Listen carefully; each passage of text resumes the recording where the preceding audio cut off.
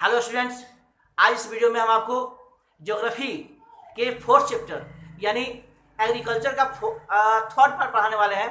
उस third part का नाम है food crops other than grains. यानी ग्रेन्स के बारे में हम लोगों ने पढ़ा कि कैसे पैडी व्हीट उगाया जाता है, मेज उगाया जाता है, जिसका डायरेक्टली हम लोग अपने भोजन में उपयोग करते हैं। तो ये अनाज में ये भी आता है, लेकिन ये डायरेक्टली नहीं आता, इसे डायरेक्टली हम लोग यूज नहीं करते हैं। तो ये सब जैसे शुगर केन है, शुगर केन भी ग्रेन में नहीं आता, इसका भी उपयोग हम लोग भोजन में करते हैं लेकिन ग्रेन में नहीं आता। तो सबसे पहले हम लोग शुगर केन के बारे में पढ़ेंगे। शुगर केन जो ट्रॉपिकल और सब ट्रॉपिकल क्षेत्रों में होता है। ट्रॉपिकल मतलब जो जहाँ पर गर्मी ज़्यादा होती है, जो इक्वेटर के पास जो जगहें हैं उसको ट्रॉपिकल और सब ट्रॉपिकल कहा जाता है। तो यहाँ ये अनाज होता है, उसके लिए हॉट और ह्यूमिड क्लाइमेट चाहिए। टेम्परेचर 21 डिग्री से लेकर 27 डिग्री सेल्सियस तक का टेम्परेचर होना चाहिए इसके लिए। और जो एनुअल रेनफॉल है वो 75 सेंटीमीटर होना चाहिए। 75 से लेकर 100 सेंटीमीटर रेनफॉल होना चाहिए। फिर जो इसके लिए इरिगेशन की भी आवश्यकता होती है, इसलिए कि पूरे साल भर में ये जो गन्ने की खेती होती है पूरे साल भर में होती है, इसलिए हमेशा बारिश होती नहीं है, तो इसके लिए इरिगेशन की भी बहुत आवश्यकता पड़ती है। फिर मैनुअल लेबर, इसमें सालों भर लेबर काम करते हैं, तब जाके ये अनाज, तब जाके ये शुगर केन होता है। फिर ये ब्राज़ील के बाद से, पिछला आंकड़ा है, ये ब्राज़ील के बाद से इसका सेकेंड लार्जेस्ट स्थान था पहले। और ये इसके शुगर बनता है, शुगर केन से शुगर बनता है, गुड़ बनता है, हम लोग देखें इसको, खांडसारी, मोलेसेस, ये सब बनता है। और जो स्टेट्स है भारत में, वो स्टेट उत्तर प्रदेश, महाराष्ट्र, कर्नाटका, तमिलनाडु, आंध्र प्रदेश, तेलंगाना, बिहार, पंजाब, हरियाणा, ये ऐसे राज्य हैं जहाँ पर भारत में बहुत ज़्यादा मात्रा में शुगर केन होता है। और इससे बनने वाले जो शुगर है यानी चीनी है, शुगर हो गया या गुड़ हो गया, ये पूरे वर्ल्ड में सप्लाई किया जाता है, इसका डिमांड बहुत ज़्यादा है पूरे वर्ल्ड में। जो दूसरा टॉपिक है वो है ऑयल सीड। ऑयल सीड पिछले 2008 के अनुसार, अभी नया आंकड़े मेरे पास नहीं है, तो 2008 के अनुसार जो ये चाइना के बाद से सेकेंड स्थान था ग्राउंडनट के मामले में। ग्राउंडनट जो मूंगफली बोलते हैं, मूंगफली का जो तेल निकाला जाता है, इसमें पूरे वर्ल्ड में इसका सेकेंड स्थान था भारत का। और रेप सीड के मामले में ये थर्ड, कनाडा के बाद से और चाइना के बाद से थर्ड स्थान है इसका। तो भारत में जितने भी क्रॉपिंग होता है, भारत में जितना भी क्रॉपिंग एरिया है, उसमें से 12% पूरे एरिया का, पूरे लैंड का 12% सिर्फ ऑयल सीड के लिए होता है, ऑयल सीड में किया जाता है।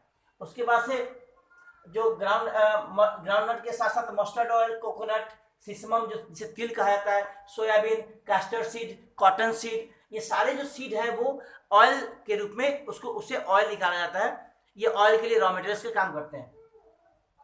उसके बाद से ये इंडस्ट्रियल के साथ साथ कुकिंग, ये इंडस्ट्रीज के लिए भी काम आते हैं। इंडस्ट्रीज में ये केमिकल बनाने के काम आते हैं, जो बायोकेमिकल होता है, या साबुन या जो भी चीज़ें बनाई जाती हैं उसके लिए उपयोग होता है। और ये घरेलू उत्पादन खाने के लिए भी काम आता है। तो ये गुजरात, इसका लार्जेस्ट, आंध्र प्रदेश और तमिलनाडु के बाद से गुजरात का स्थान था ग्राउंडनट उगाने के मामले में। जो नेक्स्ट टॉपिक है वो है टी। टी के बारे में जानते हैं, टी के बारे में बहुत फेमस है, टी बहुत फेमस है और सब लोग टी पसंद करते हैं, तो टी के बारे में जानना भी अति आवश्यक है। और टी भी एक प्लांटेशन है, टी का प्लांटेशन होता है, ये प्लांटेशन सिस्टम के माध्यम से होता है। ये एक बीवरेज क्रॉप है, मतलब ये पेय पदार्थ है जिसको लोग पीने में उपयोग करते हैं, इसको खाने में उपयोग नहीं करते हैं। जो पत्तियाँ होती हैं वो पीने में उपयोग करते हैं, क्योंकि हम लोग सब लोग चाय पीते हैं तो हम लोग जानते हैं इसके बारे में। तो और ये ब्रिटिश के द्वारा सबसे पहले भारत में लाया गया था। सबसे पहले इसका इंट्रोडक्शन ब्रिटिश वालों ने किया था, क्योंकि ब्रिटिश वाले चाय पीते थे, तो ब्रिटिश वालों ने सबसे पहले इसका इंट्रोडक्शन किया। ये इसे भी ट्रॉपिकल और सब ट्रॉपिकल वाली जगह में ये होता है, जहाँ पर ट्रॉपिकल यानी सब, जहाँ पर गर्मी ज़्यादा होती है। और ये वेल ड्रेन्ड, जहाँ पर अच्छी पानी की व्यवस्था हो, वहाँ ये होता है। उसके बाद इसमें ह्यूमस होना चाहिए, इसकी जो लैंड है उसमें ह्यूमस होना चाहिए और ऑर्गेनिक मैटर होने चाहिए, इसके बारे में जानते हैं आप लोग, ये होना चाहिए। इसके लिए वाटर और मॉइस्ट फ्रॉस्ट फ्री क्लाइमेट चाहिए, मतलब उसमें बर्फ के गोले नहीं गिरने चाहिए और अच्छी क्लाइमेट हो, तो वहाँ पर ये टी का प्लांटेशन होता है। और ये पूरे साल भर ये फ्रॉस्ट फ्री क्लाइमेट होना चाहिए, मतलब जो ओले पड़ते हैं वो ओले नहीं पड़ने चाहिए, पूरे साल भर नहीं पड़ने चाहिए, तब जाके वो अच्छी तरह से होगा। इसके लिए आसाम, हिल्स ऑफ दार्जिलिंग के हिल्स में होता है, आसाम में होता है, जलपाईगुड़ी में होता है, वेस्ट बंगाल, तमिलनाडु में और केरला में होता है। यहाँ तक हिमाचल प्रदेश में होता है, उत्तरांचल मेघालय में होता है। और देखा जाए तो चाइना के बाद से, चाइना और तुर्की के बाद से इसका 3rd स्थान था पहले भारत का चाय उगाने के मामले में। उसके बाद से कॉफी भी पूरे वर्ल्ड का जो कॉफी होता है उसका 3.2 कॉफी प्रोडक्शन भारत में हुआ था 2008 के अनुसार। ये है जो पुरानी बुक है उसके अनुसार।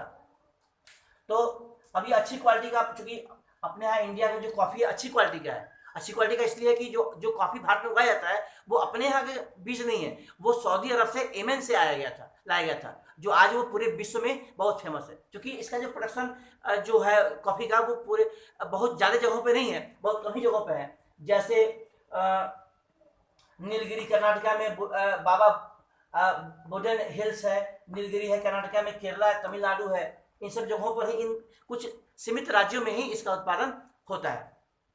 उसके बाद हमें पढ़ना है हॉर्टिकल्चर के बारे में बताएं आपको कि हॉर्टिकल्चर को हिंदी में बागवानी करते हैं, यानी जो बागवान के माध्यम से, जिसे हम घेराबंदी के माध्यम से हम उगाते हैं वो बागवान हो गया। तो हॉर्टिकल्चर क्रॉप्स क्या होते हैं? तो हॉर्टिकल्चर के मामले में भी पूरे विश्व में भारत का एक अपना स्थान है। इसमें चाइना के बाद से पूरे 2nd स्थान है भारत का। ये ट्रॉपिकल और टेम्परेट फ्रूट्स, माने ट्रॉपिकल एरिया में भी फ्रूट्स उगाए जाते हैं भारत में, और टेम्परेट जो जोन है जहाँ पर ठंडी और गर्मी बराबर होता है वहाँ भी ज़्यादातर फल उगाए जाते हैं। मैंगोज, महाराष्ट्र का मैंगोज फेमस है अपने भारत में, आंध्र प्रदेश का और तेलंगाना का मैंगोज फेमस है, उत्तर प्रदेश और वेस्ट बंगाल में भी मैंगोज होता है। मैंगोज के मामले में भारत कई राज्यों में मैंगोज होता है अपने देश में। उसके बाद से ऑरेंजेस, नागपुर के ऑरेंजेस फेमस हैं, चेरापूंजी के ऑरेंजेस फेमस है मेघालय में, केरला, मिजोरम, महाराष्ट्र और तमिलनाडु के बनानास फेमस हैं। इन सब जगहों पे बनाना होता है। और फिर लीची और गुआवा उत्तर प्रदेश में फेमस है, बिहार में है। पाइनएप्पल्स के बारे में बात करें तो मेघालय है, मेघालय के साथ साथ और भी राज्य हैं। ग्रेप्स आंध्र प्रदेश में होता है, तेलंगाना में होता है, महाराष्ट्र में होता है। और apples, pears, apricots, walnuts Jammu Kashmir, Himachal Pradesh में बहुत ज़्यादा होते हैं, जो पूरे वर्ल्ड में इसका डिमांड है। यानी भारत में जो होने वाले जो फल का उत्पादन होता है, जो भारत के लगभग राज्यों में है, वो सारे राज्यों के जो फल है अच्छी क्वालिटी के होते हैं, और अच्छी क्वालिटी के फलों को पूरे वर्ल्ड में सप्लाई किया जाता है। जो नेक्स्ट टॉपिक है वह है नॉन फूड क्रॉप्स। अब ऐसे भी कुछ क्रॉप्स हैं जो नॉन फूड है, जिसको नहीं खाया जाता, जिसका उपयोग अन्य कामों में किया जाता है। तो जैसे उसमें है रबर है, फाइबर क्रॉप्स है, कॉटन है, जूट है। इसके बारे में बता दें आपको हम कि रबर के बारे में बताएं आपको। सबसे पहले जो टॉपिक है वो रबर है। तो ये नॉन फूड क्रॉप्स में आता है रबर है, ये इक्वेटोरियल क्रॉप है। ये भी इक्वेटोरियल मतलब इक्वेटर के पास के जो क्षेत्र है वहाँ पर रबर का उत्पादन होता है। और ये इसके लिए स्पेशल कंडीशन चाहिए, ऐसा नहीं कि सिंपली ये इसको अन्य अनाज जैसा सिंपली हो गया, इसके लिए स्पेशल कंडीशन चाहिए। ये ट्रॉपिकल और सब ट्रॉपिकल एरिया में होता है। इसके लिए मॉइस्ट और ह्यूमिड क्लाइमेट चाहिए। रेनफॉल कम से कम 200 सेंटीमीटर एनुअली रेनफॉल चाहिए इसके लिए, और टेम्परेचर 25 डिग्री सेल्सियस टेम्परेचर चाहिए इसके लिए, तब ये रबर वहाँ होता है। और चूँकि रबर एक इंडस्ट्रियल रॉ मटेरियल है, इसलिए ये बहुत ज़्यादा फेमस है। और भारत एक ऐसा देश है जहाँ पर इसमें कई ऐसे राज्य हैं जहाँ पर रबर का उत्पादन ज़्यादा मात्रा में होता है। अब वो राज्य कौन कौन से हैं? जैसे केरला, तमिलनाडु, कर्नाटका, अंडमान और निकोबार आइलैंड्स है, गारो हिल्स ऑफ मेघालय है। तो 2010 और 11 के अनुसार इंडिया का जो रैंक था वो नेचुरल रबर प्रोड्यूसर में अच्छा था। जो नेक्स्ट है वो फाइबर क्रॉप्स है। फाइबर क्रॉप्स में क्या होता है?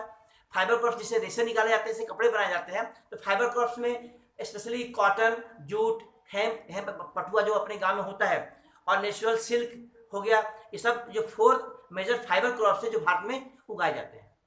और ये जो फाइबर क्रॉप्स है शुरू से बहुत, यानी 16वीं शताब्दी के पहले से ये भारत में उगाए जाते हैं। ईसा पूर्व से भी भारत में इसका प्रोडक्शन होता है, और भारत इस क्षेत्र में बहुत आगे था। अच्छा प्रोडक्शन के मामले में भारत अमीर भी बन गया, और इसी की वजह से भारत गुलाम भी बना था, आपको पता होगा। तो ये फर्स्ट जो 3 है वो क्रॉप से उगाए जाते हैं, मतलब इसे किसान अपने खेतों में उगाते हैं, उससे प्राप्त होता है। जो चौथा है वो जो सिल्क है वो कीड़ों के माध्यम से होता है। सिल्क वर्म जो होते हैं, जो कीड़े होते हैं, कीड़ों को ग्रीन पत्तों पे उस पर पाला जाता है, उससे उसके जो पोटी होता है उससे जो निकलने वाली जो चीज़ें होती है उससे रेशम बनाया जाता है, सिल्क बनाया जाता है। और सिल्क के जो फाइबर जो इसका उत्पादन होता है, इसके जो कीड़ों को पालना, जो सिल्क वर्म को पालना और उससे जो सिल्क फाइबर का उत्पादन करना, इसे सेरीकल्चर कहा जाता है। इसे सेरीकल्चर के रूप में जाना जाता है। क्वेश्चन आ सकता है, आप लोग पढ़ेंगे इसको कि सेरीकल्चर क्या होता है। तो इसमें जो सिल्क वर्म को पालना और उससे जो सिल्क फाइबर निकाला जाता है उसे सेरीकल्चर कहा जाता है। दूसरा नेक्स्ट है कॉटन। भारत में कॉटन के बारे में जानते हैं आप लोग? कॉटन के बारे में बता दें कि कॉटन इंडिया में ऐसा माना जाता है कि ये कॉटन प्लांट भारत का ही ओरिजिनल प्लांट है, मतलब भारत से ही कॉटन की शुरुआत हुई थी सबसे पहले। और सबसे ये मेन रॉ मटेरियल है जो कॉटन टेक्सटाइल इंडस्ट्री के लिए सबसे बड़ा रॉ मटेरियल का काम करता है। ये 2008 में ये सेकेंड लार्जेस्ट प्रोड्यूसर था चाइना के बाद से। चाइना हर मामले में आगे है। अभी इस समय का रेशियो तो चूँकि मैंने इसको बताया नहीं आपको, लेकिन जो पहले का जो रेशियो है वो मैं बुक का माध्यम से बता रहा हूँ आपको। तो जो कॉटन है वो सूखे जमीनों में ब्लैक कॉटन सॉइल, ये ब्लैक सॉइल में उगाया जाता है जो स्पेशली डिकन प्लेट्यू में पाया जाता है। और इसके लिए हाई टेम्परेचर और लाइट रेनफॉल इरिगेशन भी चाहिए थोड़ा बहुत। 210 फ्रॉस्ट फ्री डेज चाहिए। 210 ऐसे दिन होने चाहिए जिसमें ओले न पड़े, बर्फ का गोला नहीं गिरना चाहिए, बर्फ नहीं गिरना चाहिए। उसके बाद से सनशाइन भी अच्छा होना चाहिए इसके लिए, सूर्य की किरणें भी अच्छी पड़नी चाहिए इस पर। उसके बाद से ये खरीफ क्रॉप है और इसलिए 6 से 8 महीना मैच्योर होने में लगता है।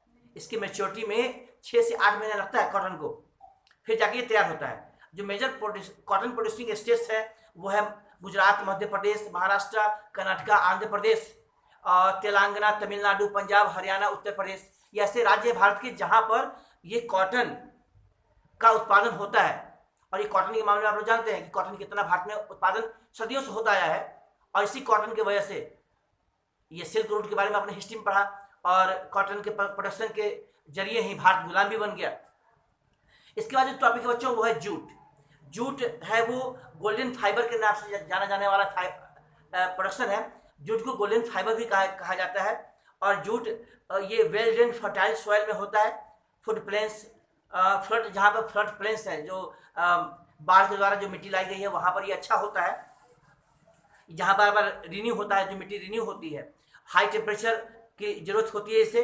और हाई टेम्परेचर के साथ साथ जो इसके जो स्टेट्स हैं भारत में जहाँ पर ये जूट होता है वो है वेस्ट बंगाल, बिहार, आसाम, उड़ीसा, मेघालय। इसके मेजर जूट प्रोड्यूसिंग स्टेट्स हैं भारत के। इससे बहुत सी चीज़ें बनती हैं और पूरे वर्ल्ड में इसका जो इससे बनने वाली जो प्रोडक्शन है, जो प्रोड्यूस सामान है, उसका पूरे वर्ल्ड में डिमांड है। जैसे इससे बैग बनता है, गनी बैग बनता है, मैट्स, रोप्स, यार्न, कारपेट्स और जो दूसरे जो आर्टिफैक्ट्स हैं, जो कलाकृतियाँ हैं, उससे बनाई जाती है। और चूंकि इसका जो दाम है वो बहुत हाई है, इसलिए जो इसके जो मार्केटिंग है वो बहुत कम है। और सिंथेटिक मार्केटिंग है, इसके हाई रेट की वजह से जो सिंथेटिक मार्केटिंग है, सिंथेटिक जो फाइबर्स है उसकी मार्केटिंग ज़्यादा है इसकी तुलना में। अभी जो नेक्स्ट टॉपिक पढ़ेंगे वो पढ़ेंगे टेक्नोलॉजिकल एंड इंस्टीट्यूशनल रिफॉर्म्स। यानी इतना सारा हमने पढ़ा कि हमारे भारत में पूरे वर्ल्ड में सेकेंड स्थान है, थर्ड स्थान है सब चीज़ के बारे में, फिर भी कहीं से ना कहीं से टेक्नोलॉजिकली कमी है। उस कमी को सुधारने के लिए कुछ सुझाव दिए गए हैं जो बुक्स में दिए गए हैं। इसको हम बताएंगे कि ये पहले पेज में मेंशन किया गया था। और ये टेक्नो इंस्टीट्यूशनल चेंजेस की कमी की वजह से कहा जाए ऐसा कि अभी इतना प्रोडक्शन होने के बावजूद भी अभी बहुत सी कमियां हैं जिसकी वजह से भारत में पर्याप्त मात्रा में प्रोडक्शन नहीं हो पाता है। इसके लिए इसमें बहुत सी कमियां हैं, जैसे 60% लोग कृषि पर आधारित हैं। तो 60% कृषि पर आधारित है, फिर भी भारत में अभी ऐसे बहुत से किसान हैं भारत में जो रेनफॉल का वेट करते हैं, जहाँ पर वर्षा नहीं होती, जहाँ आज भी वर्षा नहीं होने की वजह से लोगों के पास व्यवस्थाएं नहीं है, लोगों के पास पंप सेट की व्यवस्था नहीं है, ट्यूबवेल्स की व्यवस्था नहीं है, बिजली की व्यवस्था नहीं है। और इस सब की व्यवस्था नहीं होने की वजह से भारत आज भी कुछ क्षेत्रों में पिछड़ा हुआ है। फिर गवर्नमेंट ने इसके लिए बहुत सारा मेहनत किया, लैंड रिफॉर्म्स किया। उसके लिए ये ग्रीन रेवोल्यूशन के माध्यम से जो अनाज उगाने पर जोर दिया गया, उसमें अलग अलग चीज़ों को मॉडर्न फार्मिंग मेथड्स पर ध्यान दिया गया। और इसके साथ साथ जिन राज्यों में, जिन क्षेत्रों में पानी की कमी है, वहाँ पर ट्यूबवेल्स की व्यवस्था की गई है या की जा रही है गवर्नमेंट के द्वारा।